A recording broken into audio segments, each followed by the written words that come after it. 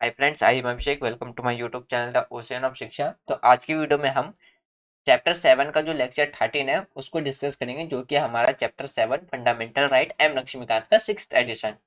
इसमें आज हम दो सबसे ज्यादा इंपॉर्टेंट फंडामेंटल राइट डिस्कस करेंगे, जो कि आता है हमारा आर्टिकल 20 और 21 के अंदर में। ये दो ऐसे फंडामेंटल राइट्स हैं जो किसी भी कंडीशंस में सस्पेंड नहीं किए जा सकते हैं, जैसे कि इमरजेंसी का ड्यूरेशन, हो गया। तो इन सब कंडीशंस में क्या है, जैसे कि हमारे नेशनल इमरजेंसी होता है, इन सब सिचुएशंस में हमारे ये तो फंडामेंटल राइट्स को सस्पेंड नहीं किया जा सकता है। इसीलिए आर्टिकल 20 और आर्टिकल 21 के अंदर जो फंडामेंटल राइट दिए गए, इसे सबसे ज्यादा इंपॉर्टेंट माना जाता है। आर्टिकल 20 के अंदर जो हमारे पास फंडामेंटल राइट मिलता है वो मिलता है protection in respect of convention of offence के रूप में। और जो हमारा आर्टिकल 21 के अंदर जो फंडामेंटल राइट मिलता है, इसमें हमें दो तरीके के फंडामेंटल राइट देखने को मिलते हैं। पहला है हमारा प्रोटेक्शन ऑफ लाइफ और दूसरा क्या है, पर्सनल लाइबिलिटी। तो ये जो हमारा आर्टिकल 20 है, 21 है, 20 या 20, जैसे कि 20 और 21 है, तो 21 को किस क्या कहा गया, सुप्रीम कोर्ट के द्वारा हार्ट कहा गया किसका, फंडामेंटल राइट का। क्यों? क्योंकि इसमें इतने बहुत से ऐसे अधिकार हैं जो आर्टिकल 21 के अंदर आता है। अभी तक हम स्टार्टिंग से पढ़ते हुए आ रहे थे कि हमारे पास 6 फंडामेंटल राइट्स है। अब लेकिन इसमें हम आर्टिकल 21 का जो फंडामेंटल राइट डिस्कस करेंगे, इसके अंदर हमें 35 और ऐसे फंडामेंटल राइट देखने को मिलते हैं जो अंडर आर्टिकल 21 आता है। तो यानी कि जो सबसे ज्यादा में फंडामेंटल राइट्स मिले हैं, सबसे ज्यादा जो अधिकार मिले हैं, वो किसके अंदर मिले, आर्टिकल 21 के अंदर में मिला हुआ है। तो सबसे पहले हम डिस्कस करेंगे आर्टिकल 20 जो फंडामेंटल राइट है उसके बारे में, फिर आर्टिकल 21 हम डिस्कस करेंगे। तो चलिए स्टार्ट करते हैं हम अपना आज का डिस्कशन। तो हमारा जो आर्टिकल 20 के अंदर है, आर्टिकल 20 के अंदर किस अधिकार के बारे में बात की गई है, protection in respect of convention of offence या ऑफेंडेंट्स के रूप में बात रखी गई। यानी कि आर्टिकल जो 20 है वो क्या कहता है कि जो एबिलिटी है और एग्जीक्यूटिव पनिशमेंट, वो एग्जीक्यूटिव पनिशमेंट है, इससे हमें बचाने का काम करती है हमारा आर्टिकल 20। हमारा जो आर्टिकल 20 है ये सिर्फ हमारे ही कंट्री के सिटीजन्स के लिए नहीं है, बल्कि विदेशी लोगों के लिए भी ये अधिकार हमारा कॉन्स्टिट्यूशन देता है कि विदेशी लोग जो आते हैं उनके पास भी ये अधिकार होगा कि जो हमारी अगेंस्ट प्रोटेक्शंस करेगा हमारा आर्टिकल 20, किसको, जो इंडियंस है उसको भी, यानी कि इंडिया के जो सिटीजन्स है, भारत के जो नागरिक है उनको भी, और विदेशी जो नागरिक है उनको भी, किसके अगेंस्ट में, तो एबिलिटी और जो एग्जीक्यूटिव पनिशमेंट है उससे रिलेटेड वो प्रोटेक्ट करने की बात करता है। लेकिन यहाँ पे एक चीज ध्यान में रखिएगा कि जो विदेशी लोग हैं उनमें सिर्फ उन्हीं लोगों के पर्सन्स को आर्टिकल 20 अधिकार देता है जिनके साथ हमारी जो रिलेशंस है, कंट्री की जो रिलेशंस है वो क्या हो, अच्छी हो। अगर इनेमियस कंट्री, यानी कि जैसे कि पाकिस्तान की, जैसे पाकिस्तान हो गया, पाकिस्तान जैसे जो अगर नागरिक हमारे देश में आते तो उन्हें आर्टिकल 20 का जो फंडामेंटल राइट है वो प्रोवाइड नहीं होगा। या अगर हम बात करें जो एनिमीज एलियंस हो, यानी कि ऐसे देश के नागरिक जिससे हमारे रिलेशंस खराब, बहुत ज्यादा डिप्लोमेटिक रूप से खराब चल रहे हो या वॉर की कंडीशन हो, तो ऐसी कंडीशंस में उन देश के नागरिकों को हमारा जो फंडामेंटल आर्टिकल 20 है जो बात करता है protections in respect of conventions of offenders, यानी कि ऑफेंस के रूप में, तो उन्हें वो प्रोवाइड नहीं किया जाता है। ये सिर्फ हमारी कंट्री यानी कि हमारे सिटीजन्स के लिए, और जो उन कंट्री के सिटीजन्स हैं जिसके साथ हमारे बिजनेस बिजनेस यानी कि बिजनेस रूप में रिलेशंस अच्छे चल रहे हो, डिप्लोमेटिक रिलेशंस अच्छे हो, तो उन्हें ये अधिकार मिल जाता है। ये हमारा आर्टिकल 20 कहता है। आर्टिकल 20 के अंदर 3 क्लॉजेज है। 3 क्लॉजेज में हमारे 2 सब क्लॉजेज भी है जो कि हमारा जैसे हमारा जो फंडामेंटल राइट 20 का है उसमें 3 सब क्लॉसेस हैं। जैसे कि एक है no ex post facto law, इसके अंदर 2 सब क्लॉसेस हमें देखने को मिलता है। बी है हमारा नो डबल जियो पैरिटरी, और तीसरा सब क्लॉज है, तो तीसरा जो क्लॉज है नो सेल्फ इनक्रिमिनेशन। ये 3 कंडीशंस यानी कि 3 क्लॉसेस हमें आर्टिकल 20 के अंदर देखने को मिलता है। अगर हम सबसे पहले क्लॉज की बात करें जो no ex post facto law है, अगर हम उसको समझें तो उससे पहले हम समझते हैं कि लॉ के बारे में, यानी कि जो लॉ है, कानून है, वो दो तरीके से इसमें माने जाते हैं। पहला जो लॉ है, लॉ को किसमें दो टाइप से माने गए हैं। जैसे कि पहला लॉ की बात करें तो पहला लॉ आता है हमारा प्रोस्पेक्टिव लॉ, प्रोस्पेक्टिव लॉ। और दूसरा जो लॉ निकल के आता है हमारा, वो आता है प्रोस्पेक्टिव प्रोस्पेक्टिव लॉ। ये दो तरीके के लॉ हमारे इंडिया के अंदर माने गए। कि पहला जो जैसे कि जो प्रोस्पेक्टिव लॉ है, प्रोस्पेक्टिव लॉ ये कहता है कि जो कानून बाद में चेंजेस हुआ हो वो पहले कानून पे इम्प्लीमेंट नहीं होगा। जैसे कि मानते हैं कि अगर हम सन 2010 की बात करते हैं, सन 2010 में मार्क्स लगाना या ना लगाना इससे रिलेटेड कोई कानून नहीं था।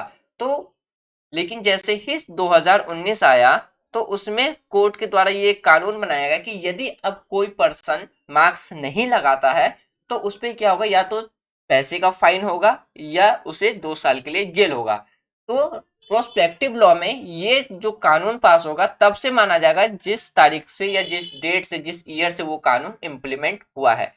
तो इसका ये मतलब नहीं कि जो 2010 में जो आदमी मार्क्स लगा के नहीं घूमते थे तो उनपे इस कानून के तहत फाइन लगाया जाएगा, नहीं। ये तब से लगाया जाएगा जैसे ही ये लॉ पास होगा। तो 2019 के बाद से जैसे ये लॉ पास हुआ तब अगर कोई व्यक्ति अगर मार्क्स लगा के नहीं घूमता है तो उसके तहत इस पर फाइन या 2 साल की जेल की जाएगी। ये ऐसे लॉ आते हैं हमारे प्रोस्पेक्टिव लॉ के अंदर जो पहले के कानून पे इम्प्लीमेंट नहीं होता, यानी वो पहले उसको क्रिमिनल के रूप में नहीं रखा जाता, लेकिन जैसे ही वो कानून पास हो जाता है फिर अगर यदि वो व्यक्ति वैसी एक्टिविटी करता है तो क्या माना जाएगा, उसको लॉ के तहत उसे पनिशमेंट किया जाएगा। एग्जाम्पल के तौर पे समझिए, जब हम 2010 में थे तो उस टाइम पे क्या था, कोई भी ऐसा कानून नहीं था कि हम मार्क्स लगा के घूमना जरूरी माना गया था। लेकिन जैसे ही 2019 आया तो वहां पे सरकार के द्वारा कहा गया कि यदि अब कोई व्यक्ति बिना मार्क्स से घूमता है पब्लिक प्लेसेस पे तो उस पे क्या होगा, 2,000 रुपए का फाइन दिया जाएगा या 1 साल के लिए जेल रखी जाएगी। तो जो व्यक्ति 2019 में अगर मार्क्स लगा के नहीं घूमेगा तब उसको पनिशमेंट किया जाएगा इस कानून के तहत। लेकिन ये नहीं कि वही व्यक्ति को कहेंगे कि भाई तुम 2010 में मार्क्स लगा के नहीं घूम रहे थे, तुम्हें फाइन लगेगा और तुम्हें जेल जाना पड़ेगा, या तो नहीं। तो वो पहले के कानून पे इम्प्लीमेंट नहीं होगा। ये होता है हमारा प्रोस्पेक्टिव लॉ। रिस्ट्रोस्पेक्टिव लॉ क्या होता है, ये कानून पीछे कानून पे भी जाके क्या होता है, इम्प्लीमेंट हो जाता है। ये हो जाता है हमारा रिस्ट्रोस्पेक्टिव लॉ। तो जैसे कि अगर ये कानून मान लीजिए 2020 में पास हुआ तो ये 2019 के कानून को भी क्या करेगा, इफेक्ट करेगा, उस पर भी ये इम्प्लीमेंट होगा। जैसे कि अगर आप मान लीजिए कि 2019 में फाइन था कि यदि कोई व्यक्ति बिना मार्क्स के घूमेगा तो उसे 2,000 का चालान देना पड़ेगा। लेकिन सुप्रीम कोर्ट ने कहा कि नहीं, अब सिचुएशंस और खराब होती जा रही है तो इस फाइन को क्या कर दिया जाएगा, तो 3,000 कर दिया जाएगा। तो इसके तहत भी क्या होगा, तो ये पहले वाले कानून को क्या करेगा, इफेक्ट करेगा। तो ये अंतर हो जाता है किसका, प्रोस्पेक्टिव और रिस्ट्रोस्पेक्टिव लॉ के अंदर। यानी कि ये अगर जस्ट इसका अपोजिट, यानी कि जो प्रोस्पेक्टिव लॉ है इसका जस्ट अपोजिट हो जाता है हमारा रिस्ट्रोस्पेक्टिव लॉ। तो इसमें जो सबसे पहला जो आता है हमारा, जो पहला क्लॉसेस है, no ex post facto law. इसमें क्या कहा गया है, जो कि आता है हमारे आर्टिकल 20 के क्लॉज 1 में। इसमें कहा जाता है कि किसी भी व्यक्ति को पिछले कानून के अकॉर्डिंग, यानी कि अब कानून के अभी के कानून के अकॉर्डिंग क्या किया जा सकता है, तो पनिश नहीं किया जा सकता है। ये कहता है हमारा नो एक्स फैक्टो लॉ। यानी कि एग्जाम्पल से समझिए कि जो हमारा no ex post facto law है वो क्या कहता है कि यदि कोई व्यक्ति 2010 में एक क्राइम करता है, चोरी करने का, क्या करने का काम करता है, चोरी करने का काम करता है, तो उस टाइम चोरी करने के लिए क्या था, 5 साल की सजा थी। लेकिन आने वाले टाइम पे देखा गया कि अब चोरी के मामले और ज्यादा बढ़ रहे, तो तो कानून ने कहा कि नहीं, 2015 में कानून ने कहा कि अब चोरी करने के लिए क्या होगा, 10 साल की सजा होगी। तो यानी कि जो 2014 में चोरी किया होगा या 13 में चोरी किया होगा किसी ने, या 12 में या 11 या 10 में ही चोरी किया होगा, तो इन सब के ऊपर जो केस चल रहा होगा और इन्हें जो पनिशमेंट किया दिया जाएगा, तो वो किसके 2010 के कानून के अकॉर्डिंग ही पनिशमेंट दिया जाएगा। ऐसा नहीं है कि यदि कोई 2010 से अपनी पनिशमेंट पूरी करता हुआ आ रहा हो कि अब अगले साल उसकी पनिशमेंट पूरी हो जाएगी और लॉ में नए चेंजेस आ गए तो दोबारा से उसे 5 साल इम्प्लीमेंट, यानी कि दोबारा से 5 साल उसे जेल में रहना होगा, ऐसा नहीं होगा। ऐसा तब माना होगा जैसे ही कि कोई व्यक्ति 2015 से या 2015 के बाद से अगर चोरी करता है तब उसे पनिशमेंट दी जाएगी, तो वो कितने साल के लिए दी जाएगी, तो 10 साल के लिए दी जाएगी। लेकिन अगर अगर कोई 2015 से पहले चोरी करता, यानी कि 2015 से पहले चोरी किया होगा किसी चोर ने, और उसे अगर पनिशमेंट मिली होगी तो वो सिर्फ 5 साल के लिए होगी। ये कहता है हमारा आर्टिकल 20 का clauses 1 no ex post facto, यानी कि जो कानून आगे चेंजेस होती है वो पहले वाले कानून पे इम्प्लीमेंट नहीं होगा, वो वहीं से कंटिन्यू होगा जिस दिन वो कानून पास होता है। ये कहता है हमारा नो एक्स फैक्टो लॉ। पहला जो हमारा क्लॉसेस है उसमें 2 और सब क्लॉसेस है जो यही चीज समझाने की कोशिश की गई है, यानी कि जो कानून है वो समय, यानी कि कमीशन समय के लागू, यानी कानून के उल्लंघन को छोड़ के किसी भी अपराध को दोषी ठहराया गया ना हो। और दूसरा सब क्लॉसेस क्या कहता है, अधिनियम के कमीशन के समय लागू कानून द्वारा क्या हो, निर्धारित दंड से अधिक दंड के अधीन नहीं माना जाता है। जैसे कि अभी हमने यहाँ पे एक एग्जांपल से समझा। अगर इजी वे में अगर मैं आपको समझाऊं तो इजी वे में क्या कहता है कि यदि कोई व्यक्ति, यदि कोई चोर घर में चोरी करता है और उसे 5 साल की सजा सुनाई जाती है कोर्ट के अंदर, फिर जैसे ही उसका पनिशमेंट कंप्लीट होने वाला होता है तैसे ही नया कानून आ जाता है कि नहीं, अब चोरी करने की सजा 5 साल नहीं 10 साल की होगी, तो उस व्यक्ति को आगे उसकी पनिशमेंट नहीं बढ़ाई जाएगी, उसको 5 साल की ही सजा दी जाएगी। यदि वो दोबारा अगर चोरी करता है अपनी पनिशमेंट पूरी करने के बाद, और तब तक ये कानून आ जाता है कि चोरी करने के बाद अब 10 साल की सजा होगी, तो दोबारा उसको फिर तब 10 साल के लिए जेल में रहना होगा। यही कहता है हमारा जो आर्टिकल 21 का क्लॉज 1 है, वन सब क्लॉज 1 का जो 2 सब क्लॉसेस है वो यही चीज समझाने की कोशिश करता है, यानी कि यही बात उसमें रखी गई है। अब बात करते हैं हम अपना दूसरा क्लॉसेस की, यानी कि नो डबल जियोपैट्री, यानी कि किसी भी व्यक्ति को एक बार यदि पनिशमेंट दिया जा चुका है तो दोबारा उसे पनिशमेंट नहीं दिया जा सकता है। ये बात रखी गई है किसमें, नो डबल जियोपैट्री में। जैसे कि अगर हम एग्जांपल से समझे, जो हमारा जो दूसरा सब क्लॉसेस है, तो इसमें कहा गया है कि यदि कोई व्यक्ति पनिशमेंट कर चुका है उस जुर्म के लिए, तो दोबारा ही उस क्राइम के लिए उसे पनिशमेंट नहीं किया जा सकता है। जैसे कि मान लीजिए यदि कोई एक एक्स पर्सन है, उसने अपनी 5 साल की पनिशमेंट पूरी कर ली कि इसने चोरी किया था, इसकी 5 साल की पनिशमेंट पूरी हो गई। जैसे ही ये 5 साल अपनी चोरी की पनिशमेंट पूरी करके आया, और अगर पब्लिक चाहे या अगर इसको दोबारा 5 साल जेल में रखा जाए सिर्फ सेम केस के लिए जिसके लिए वो पनिशमेंट पूरी कर चुका है, तो उसे पनिशमेंट नहीं दिया जाएगा सेम क्राइम के लिए। यदि यही चोर दोबारा कोई क्राइम करता है तो बेशक इसे दोबारा से पनिशमेंट दिया जा सकता है। एग्जाम्पल के तौर पर समझिए, जैसे कि ये एक एक्स पर्सन है, ये एक्स पर्सन क्या करता है, वाई पर्सन के घर में चोरी करने जाता है। जैसे ही वाई पर्सन के घर में चोरी करता है तो वाई पर्सन की नींद खुल जाती है और ये इसको डराने के लिए क्या करता है, गन या कोई वेपन्स दिखाता है, जिसकी वजह से ये क्या होता है, बेहोश हो जाता है और ये चोरी करके भाग जाता है। वाई पर्सन के द्वारा जब कंप्लेन किया जाता है पुलिस में, और पुलिस जब एक्स चोर को पकड़ लेती है तो इस पे चार्जशीट लगाती है, किसका, चोरी का। किसका लगाती है, चोरी का। तो चोरी के तहत जैसे ही ये अपनी पनिशमेंट पूरी करके आएगा तो वाई पर्सन दोबारा कंप्लेन नहीं कर सकता कि इसने जो चोरी की थी पहले उसकी पनिशमेंट इसे दोबारा दी जाए। लेकिन हाँ, अगर वाई पर्सन तो कहता है कि इसने मुझे गन दिखाया था, वेपन्स दिखाया था, मुझे मारने की कोशिश की थी, तो इस ब्याह पे दोबारा एक्स पर्सन को, एक्स चोर को क्या किया जा सकता है, अरेस्ट किया जा सकता है। क्यों, क्योंकि इस बार कंप्लेन दूसरा है तो उसके तहत इस पे दोबारा केस चलेगा। लेकिन सेम केस के लिए क्या है, एक ही व्यक्ति को दोबारा पनिशमेंट नहीं दिया जा सकता। ये कहता है हमारा आर्टिकल 21 का क्लॉज 2। इसमें 3 कंडीशंस अप्लाई होने चाहिए। हमारा जो ये नो डबल जो बैटरी है ये क्या क्या होता है, तो 3 कंडीशनों पे लागू होता है। अब पहला कंडीशंस क्या है, जैसे कि अगर हम पहले कंडीशंस की बात करें तो जो ऑफेंस है वो क्या होना चाहिए, कमिटेड होना चाहिए। यानी कि पहला कंडीशंस क्या होना चाहिए, हमारा ऑफेंस जो है मस्ट हैव बीन कमिटेड होना चाहिए, पहला। दूसरा कंडीशंस क्या है, वो ट्रायल पे होना चाहिए, या अगर हम डायरेक्ट बात करें वो एक्यूज्ड के अगेंस्ट में होना चाहिए। यानी कि जो हमारा प्रोसिक्यूशंस है, prosecutions has been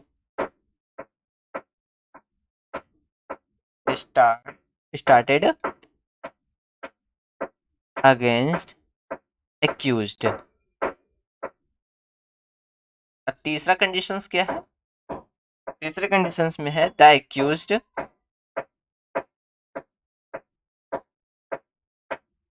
must have been proceed proved guilty and be punished about it। यानी कि जो हमारा सेकंड वाला जो क्लॉज है, यानी कि आर्टिकल 20 का जो सेकंड क्लॉज है, वो इन 3 चीज को यदि कोई एक्यूज्ड फुलफिल करता है तो उसे ये प्रोटेक्ट करने का काम करता है। एग्जाम्पल के तौर पे अगर हम समझे तो आप सबने बॉलीवुड की एक मूवी देखी होगी, पुरानी मूवी अंधा कानून, अंधा कानून। तो इस मूवी में जब अमिताभ बच्चन के द्वारा विलन को मारा जाता है लास्ट में, एंड में, तब वो कोर्ट के सामने कहता है कि उसे इसके मर्डर के लिए ऑलरेडी पनिशमेंट दी जा चुकी है। तो यहाँ पे क्या निकल के आता है, ये तीसरा रीजन निकल के आता है जो कि उसे यहाँ पे डिफेंड करने का काम करता है। तो ये अधिकार हमें किससे मिलता है, तो आर्टिकल 20 के अंदर ये अधिकार हमें मिलता है। और तीसरा कंडीशंस क्या कहता है, तो इसमें एक केस भी है, आप उसको जाकर के पढ़ सकते हैं, एक फेमस केस है, वो है थॉमस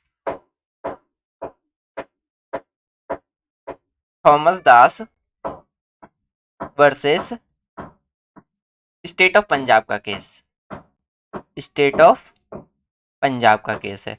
इसको आप जाकर के पढ़ सकते हैं, एक बहुत ज्यादा फेमस केस है। तो ये थे हमारा किसके बारे में, जो हमारा सेकंड क्लॉज था, नो डबल ज्योपेट्री, यानी कि किसी भी एक अपराधी को सेम अपराध के लिए दोबारा सजा नहीं दी जा सकती है।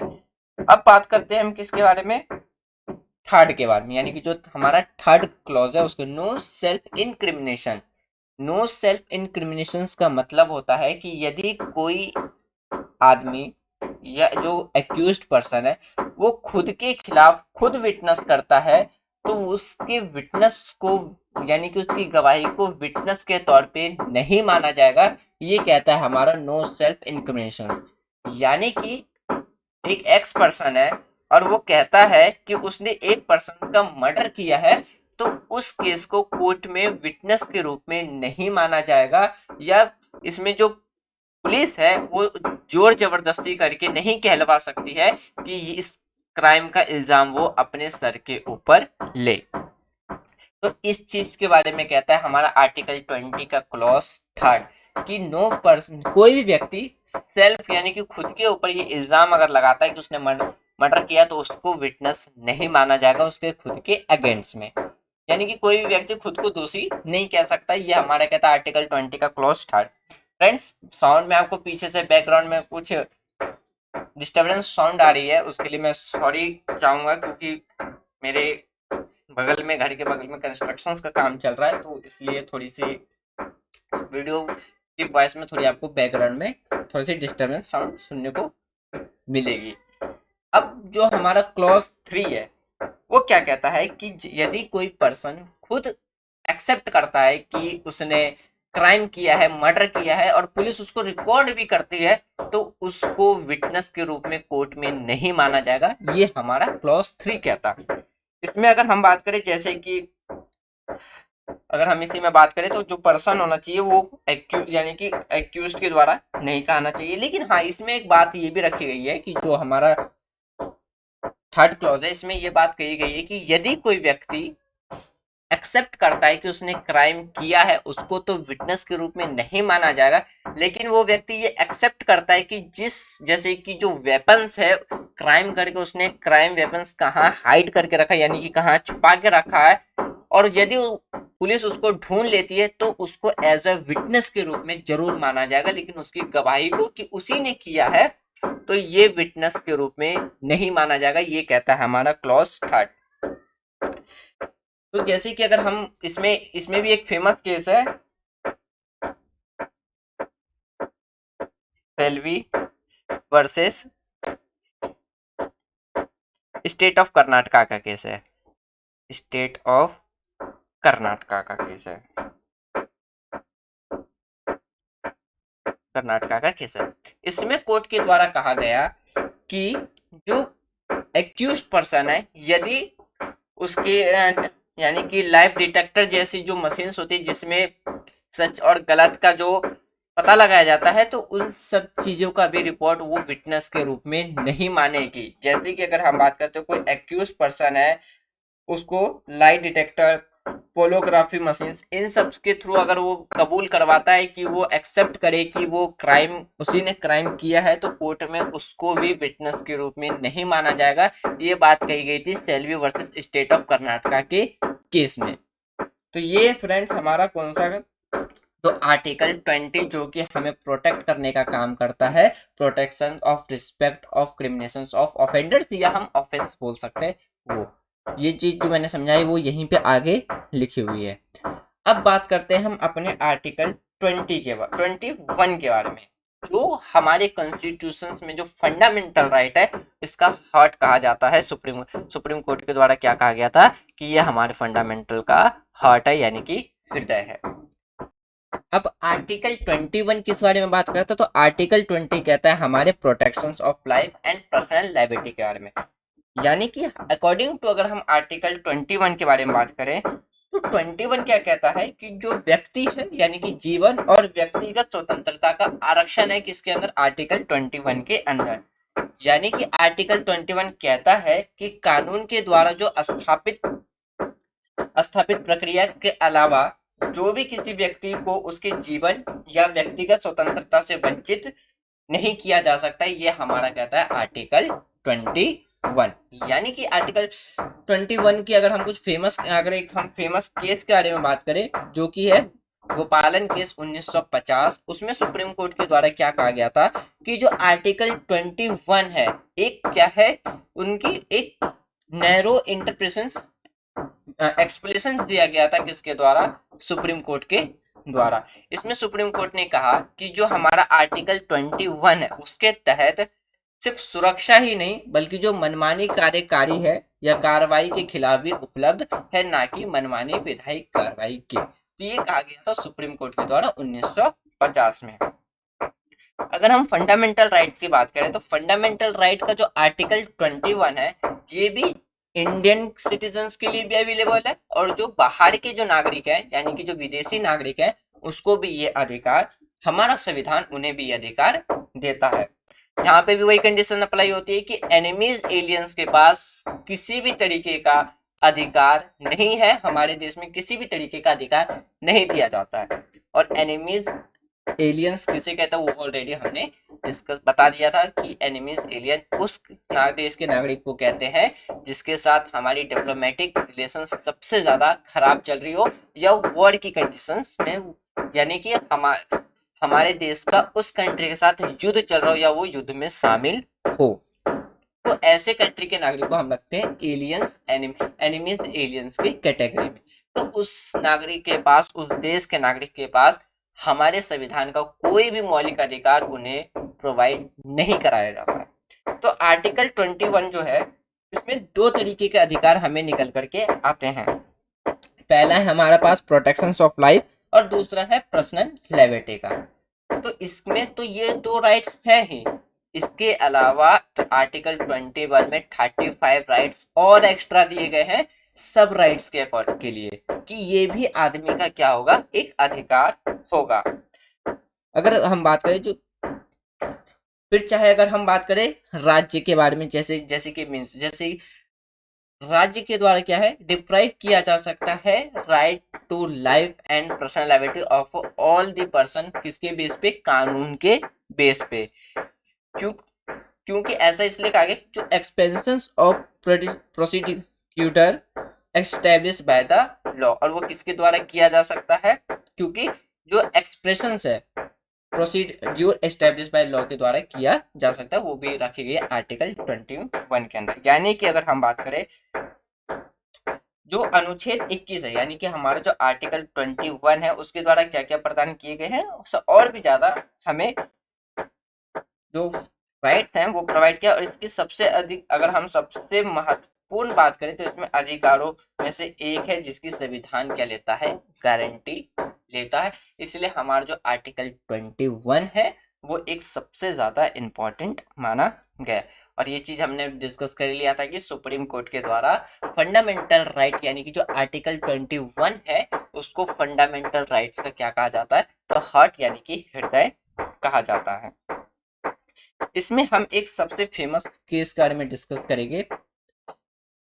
अगर हम इस टॉपिक इस वाली लाइन की बात करें, इसमें क्या कहा है, एक कानून की जो वैधता है जिसकी प्रक्रिया से निर्धारित की गई, इस आधार पर सवाल नहीं उठाया जा सकता है कि कानून अनुचित या अन्यायपूर्ण है।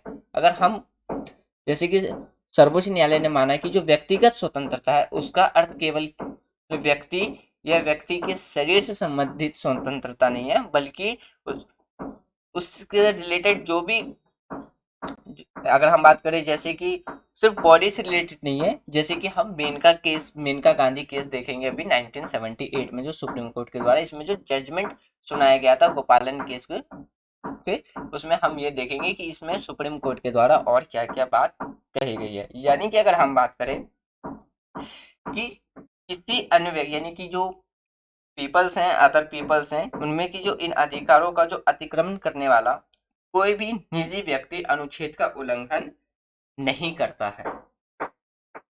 इन्हीं मामले से जो पीड़ित के जो उपाय हैं वो किसमें, आर्टिकल 266 में रखे गए हैं, आर्टिकल 266 में।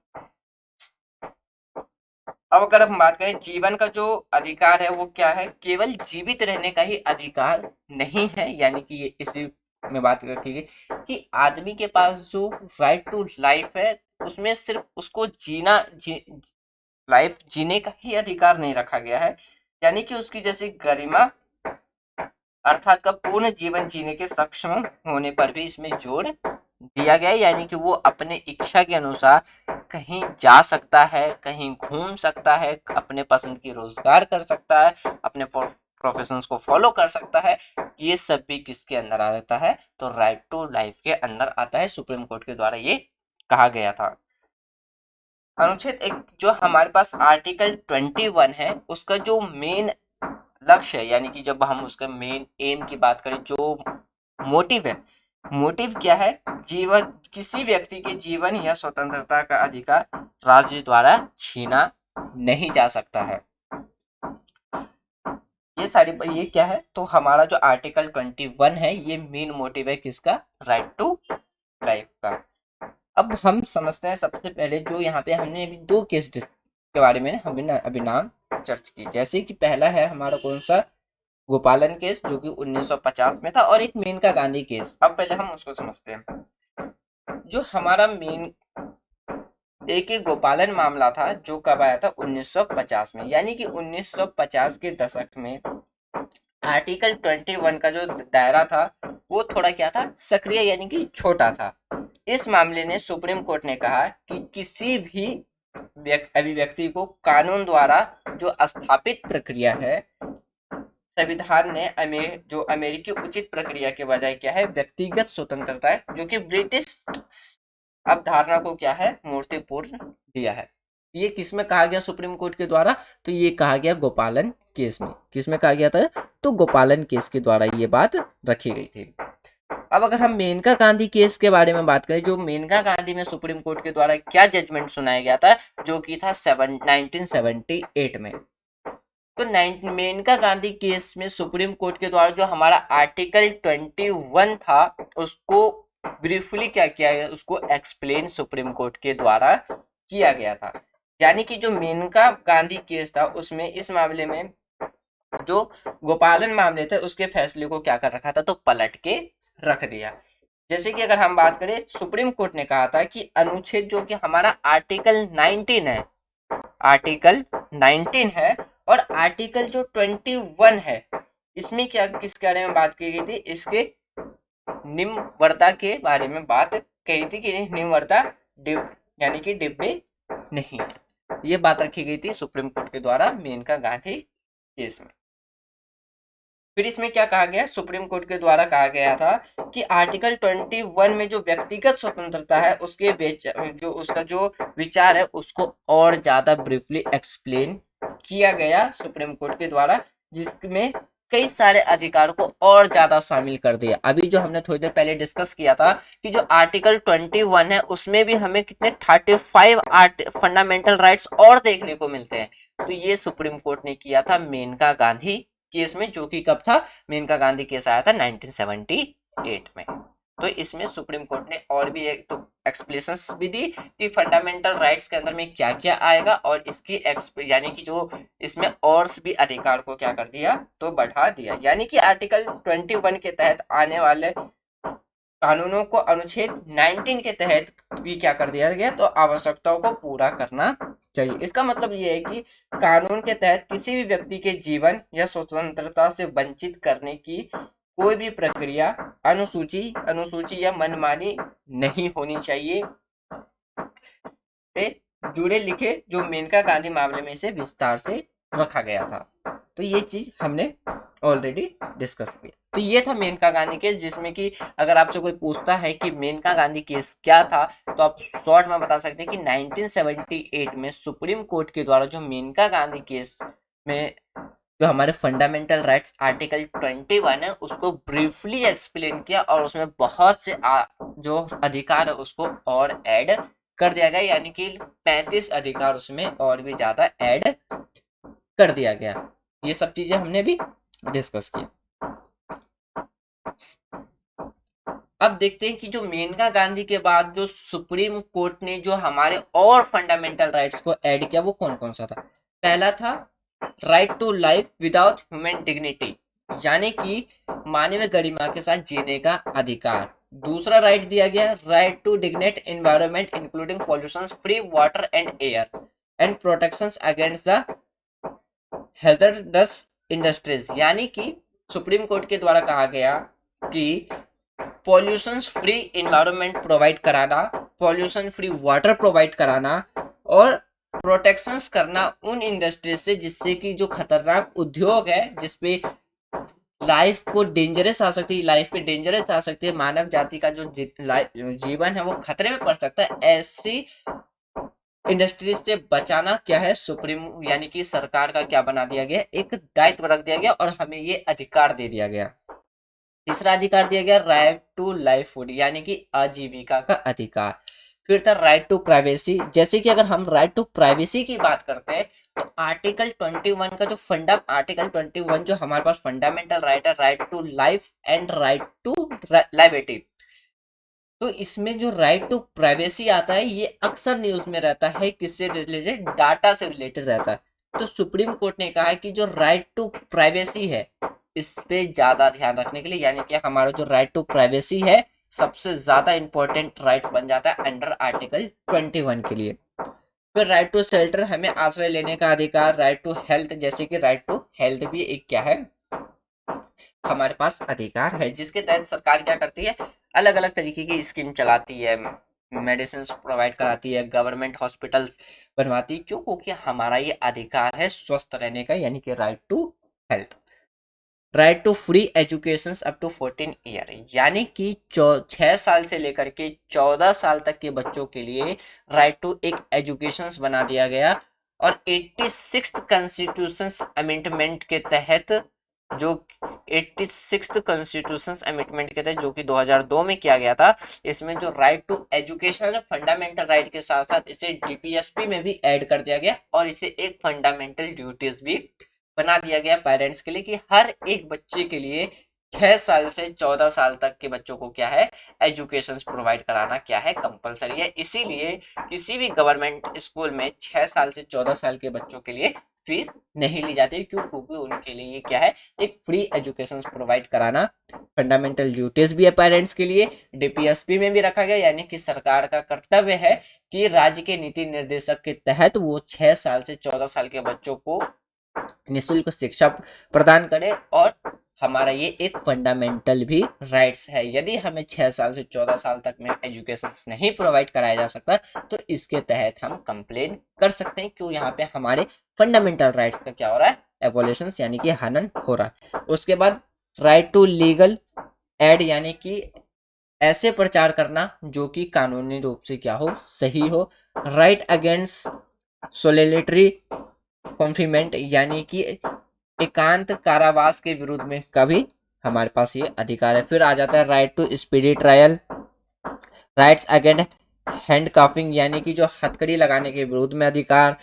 राइट अगेंस्ट इनह्यूमन ट्रीटमेंट, यानी कि लोगों के साथ अमानवीय व्यवहार, यानी कि मतलब दुष्व्यवहार करने जैसे ट्रीटमेंट अगर कोई व्यक्ति करता है तो वो भी उसके फंडामेंटल राइट्स का हनन करता है। यानी कि इसमें कहा जैसे कि आपको कोई व्यक्ति मिसयूज वर्ड करके आपसे बात करता है, आपका अपमान करता है, तो वहां पे आपका राइट अगेंस्ट इनह्यूमन ट्रीटमेंट का क्या कर रहा है एबोलिशन किया जा रहा है। Right against delay execution, right to travel abroad, right against bonded labour. जो बॉन्डेड लेबर मतलब होता है यहाँ पे जो हम बंधुआ मजदूर जानते हैं, जो बंधुआ मजदूर होते हैं उसके खिलाफ का अधिकार हमें supreme court right to article यानी कि राइट टू लाइफ अंडर मतलब आर्टिकल 21 के तहत देता है। फिर राइट अगेंस्ट कस्टोडियल हरासमेंट होता है, यानी कि जेल के अंदर जो हरासमेंट यानी कि तकलीफें दी जाती है उसके अगेंस्ट में।